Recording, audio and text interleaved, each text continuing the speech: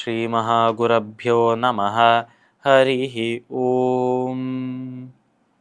सदाशिवसमारम्भां शङ्कराचार्यमध्यमाम् अस्मदाचार्यपर्यन्तां वन्दे குருபரம்பராம். ஜெம் டிவியின் நண்பர்களுக்கு எனது வணக்கங்கள். இன்றைய நாள் அனைவருக்கும் இனிய நாளாக அமைய எல்லாம் வல்ல இறைவனை வேண்டி இன்றைய மதமும் நம்மதவே நிகழ்ச்சிக்கு செல்வோம். இன்னைக்கு நம்ம ஸ்ரீமத் பகவத்கீதையிலிருந்து ஒரு ஸ்லோகத்தை விரிவான விளக்கத்துடன் பார்ப்போம். தேதம் புக்த்வா ஸ்வர்கலோகம் விஷாலம் க்ஷீணே புண்ணியே மர்த்யலோகே விஷந்தி ஏவம் த்ரயே தர்மமனுப்ரபன்னா கதா கதம் காம காமா லபந்தே. இந்த ஸ்லோகம் ஸ்ரீமத் பகவத்கீதையின் 9வது அத்தியாயமான ராஜவித்யா ராஜகுஹ்ய யோகத்தில் 21வது ஸ்லோகமாக இருக்கு. போன ஸ்லோகத்தில் நம்ம கிருஷ்ணர் யாரெல்லாம் பகவான் மேல பக்தி வைத்திருந்த போதிலும் இந்த யஜ்ஞங்கள் யாகங்கள் இதெல்லாம் பலன் மீது ஆசை கொண்டு செய்து, பலன் மீது பற்று கொண்டு செய்து, அந்த யஜ்ஞத் மேலும் பற்று கொண்ட நபர்கள், அப்பேற்பட்ட நபர்கள் இறந்து போன பிறகு ஸ்வர்க்கத்தை சென்று அங்கே சுகங்கள் எல்லாம் அனுபவிப்பார்கள் என்று சொன்னார்.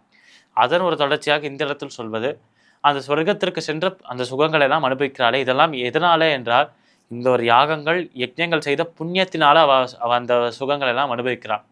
ஆனால் புண்ணியம் என்பது, புண்ணியமும் பாவமும் என்பது கழியக்கூடியதாக இருக்கு.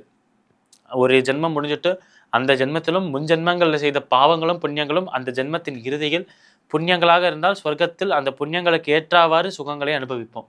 பாவங்களாக இருந்தது என்றால் கருட புராணத்தில் கூறியபடி ஒவ்வொரு பாவத்திற்கும் ஒவ்வொரு விதமான தவறுக்கும், நம்ம செய்த தவறுக்கும் நரகத்திற்கு சென்று யமலோகத்திற்கு சென்று அங்கே அந்த தண்டனைகளை அனுபவிப்போம். ஆனால் அது சுகமாக இருந்தாலும் சரி, நரகத்தில் அனுபவிக்கும் வேதனையாக இருந்தாலும் சரி, அது அனைத்துமே நம் கர்மாலேருந்து, நம்மளுடைய செயல்லேருந்து தான் வர்றது என்று புரிந்து கொள்ள வேண்டும். அப்படியே இந்த ஒரு விஷயமானது சொர்க்கத்தை சென்று அடைவது என்று சொல்றாரு.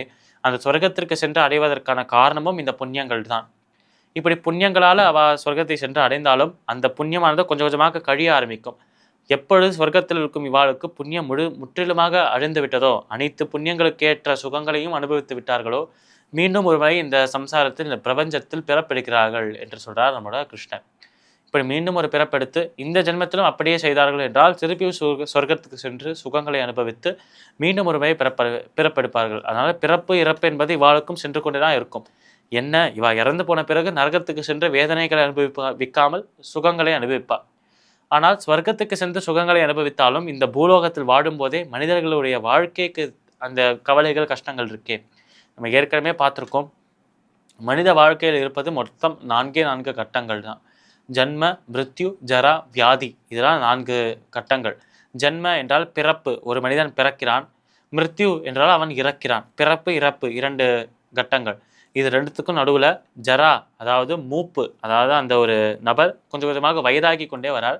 வியாதி, வியாதி என்றாலே ஒரு நோய் என்று சொல்லலாம். இது இப்படி புரிந்து கொள்ளலாம், நோயால் ஒருத்தர் இறந்து போனார் என்று வைத்துக் கொள்ளலாம்.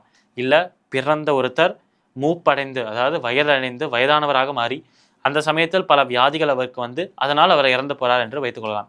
இருந்தாலும் இந்த பிறப்பு இறப்பு என்கிற சம்சார சக்கரம், இந்த பிரபஞ்சம், இந்த ஒரு வாழ்க்கையை நம்மளுக்கு துன்பமயமானதாக இருக்கு.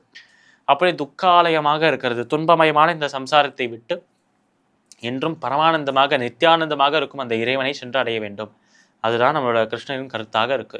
அப்படி தான் செய்யும் எந்த செயலையும் அந்த கருத்தா என்கிற பாவம் இல்லாமல் அந்த இறைவனை மட்டுமே தியானித்து கொண்டிருக்கும் அவர்கள், இறைவனின் சிந்தனையிலே இருக்கும் அவர்கள், அவளுக்கு நிச்சயமாக மோட்சம் கிடைக்கும். இதுவே பலன் மீது ஆசை கொண்டு செய்தால் ஸ்வர்க்கத்திற்கு சென்று அந்த ஒரு சுகங்களை அனுபவித்தாலும் மீண்டும் ஒருவரை பிறப்பெடுத்துதான் ஆக வேண்டும் என்று கிருஷ்ணர் இந்த ஸ்லோகத்தில் சொல்றார்.